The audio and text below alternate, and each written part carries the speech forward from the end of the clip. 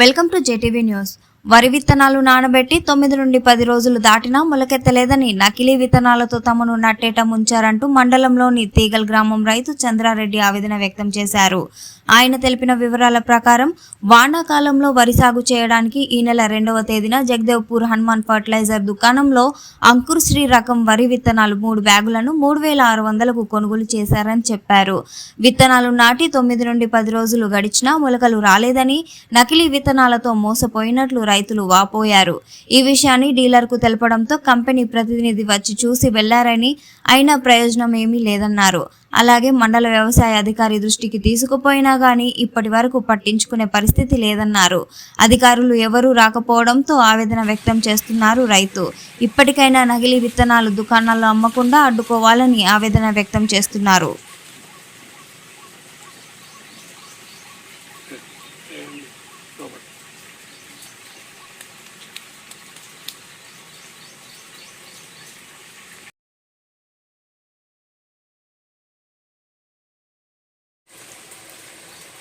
మాది తిగులు గ్రామము, జగదేవ్పూర్ మండలము. నా పేరు బట్టు చంద్రారెడ్డి. నేను 2వ తారీఖు నాడు వరి విత్తనాలు జగదేవ్పూర్ హనుమాన్ ఫర్టిలైజర్లో తీసుకున్నాను. సీడ్ పేరు అంకుర్ శ్రీ. ఇప్పటికి నానబెట్టి 9-10 రోజులు కావస్తున్నా కానీ ఇంతవరకు సంచులకి వెళ్ళి మొలక రావడం లేదు. దాంతోపాటు ఒక 20% మాత్రమే వచ్చింది, 80% మాత్రము ఇంతవరకు మొలక రాలేదు. దీన్ని పేపర్కి ఇచ్చినాము నిన్నటి రోజున, అయినా ఇంతవరకు అధికారులు స్పందించడం లేదు. ఏఈఓ గారికి, తిగులు గారికి తెలియజేసినాము, వస్తా అని ఇంతవరకు రాలేదు ఆమె కూడా.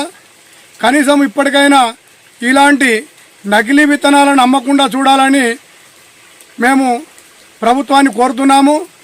అలాగే ఇలాంటి విత్తనాలు ఇచ్చినటువంటి కంపెనీని సీజ్ చేయాలని, మరియు మేము ఎక్కడో కష్టపడి మేము కాయ కష్టం చేసుకుంటూ ఈ 3600 రూపాయలు పెట్టి తెచ్చుకున్నందుకు గత 9 రోజుల నుంచి ఇంతవరకు మొలక రాకపోవడంతో మేము ఇబ్బంది పడుతూ ఉన్నాము.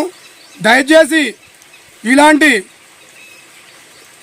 ఇలాంటి నకిలీ విత్తనాలను నమ్మకుండా చూడాలని ప్రభుత్వాన్ని కోరుతున్నాము.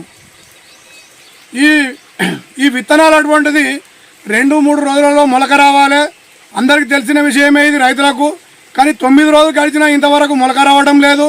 ఇలాగే నాతో పాటుగా నర్సనపేట గ్రామంలో బాలకృష్ణారెడ్డి అనే రైతు కూడా ఇప్పటికీ 3 సార్లు మోసపోయినాడు. ఈ వానాకాలం సీజన్లోనే ఇప్పుడు 4వసారి మళ్ళీ తూకం పోసినాడు. మరి ప్రభుత్వం వెంటనే స్పందించి మమ్మల్ని రైతులకు ఇబ్బంది కాకుండా ఈ నకిలీ విత్తనాలను అరికట్టాలని మేము కోరుతున్నాము.